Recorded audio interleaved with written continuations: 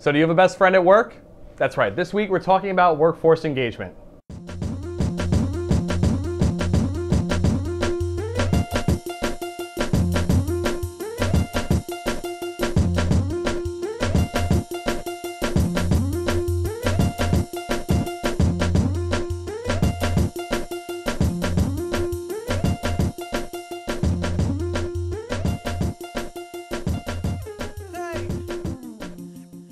The FAA has enlisted the help of the Gallup Corp and has partnered with PASS and NACA to help better the employee and management relationships here at the FAA.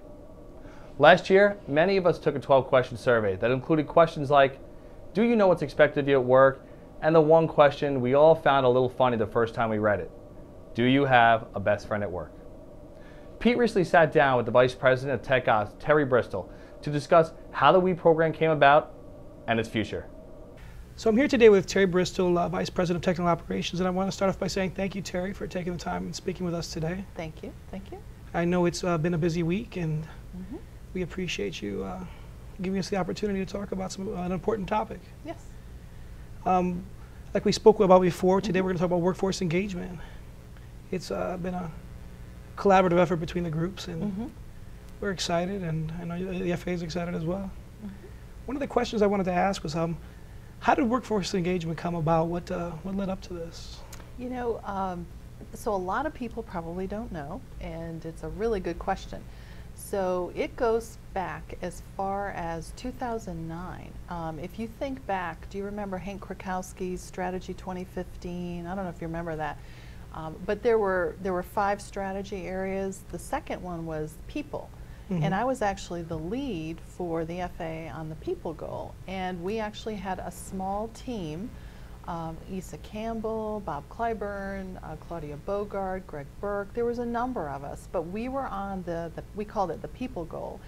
And it was really looking at a bunch of different areas around people. And at the bottom, you know, really the bottom line was about making the FAA a better place to work. So we started talking back then about developing a strategy on how to engage our employees to come up with a more effective workplace, and that's where we came up with WE. Did the JLT form as a result of WE, or was WE a result of the JLT?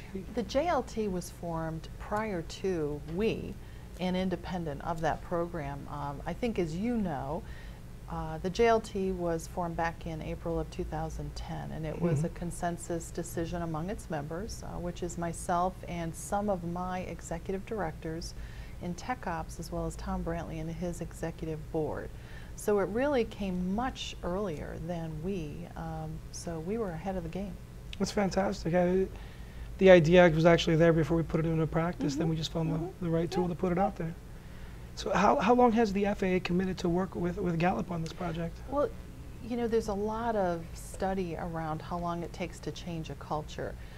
My hope is just it's the beginning of something that turns into the way we do business. You know, working with a vendor is always a function of how much funding you have. So I'm hoping that we continue to be able to work with Gallup, because Gallup is uniquely situated.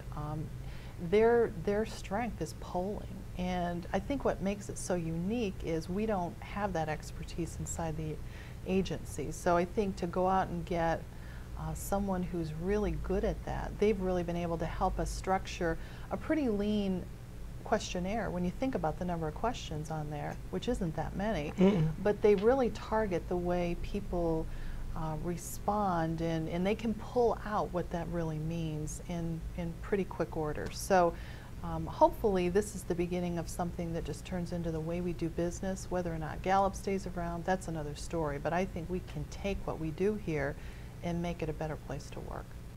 What makes this program different from previous efforts? We've tried collaboration in the past and engaging in the past, but now we're doing it with workforce engagement. What makes this special? Well, I don't like to think of WE as a program. I think WE is about changing the culture.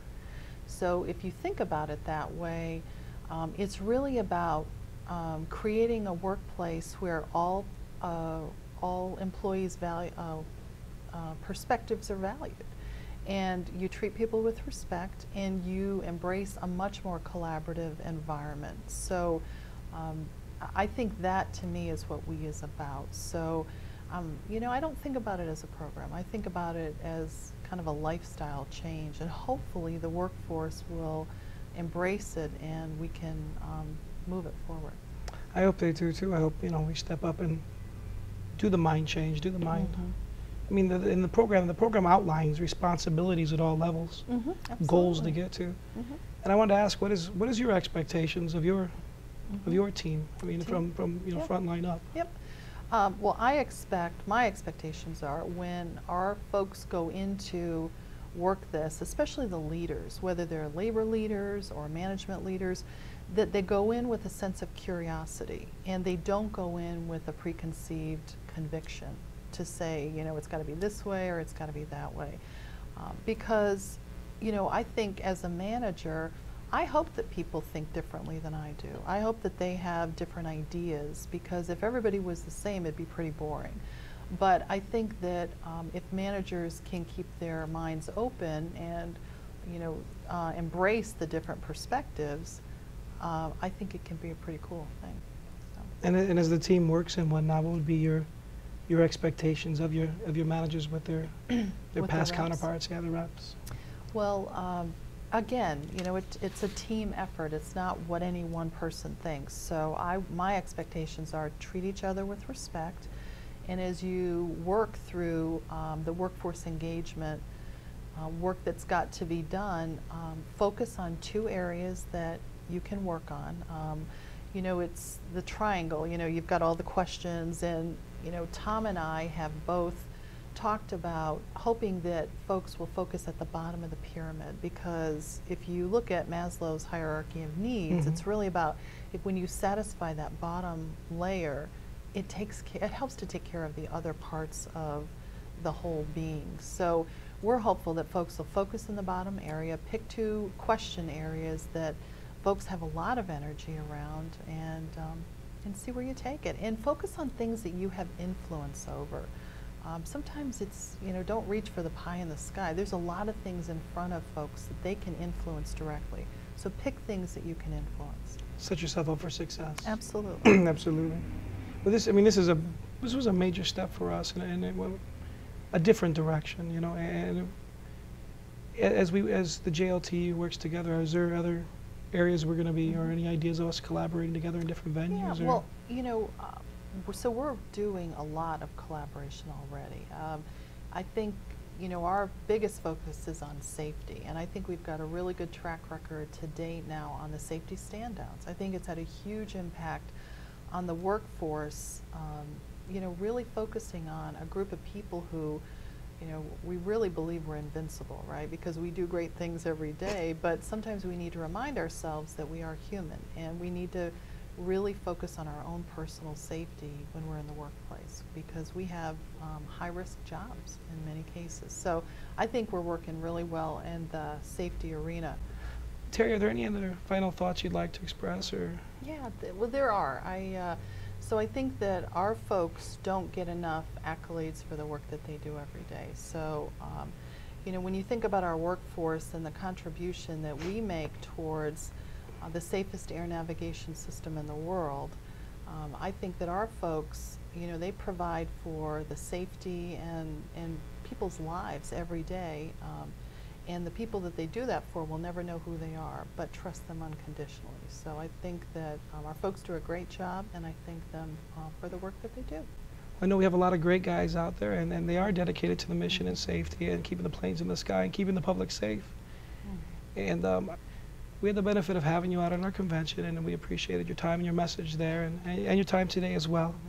And as we go forward, I hope we can talk again. Yes, thank you. Thank you very much. Sounds like management is really committed to this program. And for this to be a successful one, we're all going to need to be engaged to make this the best place to work. Next time, we'll be talking about the fatigue study that's recently begun and some asbestos exposures that have happened right here in Illinois. As always, thanks for watching, and be safe out there.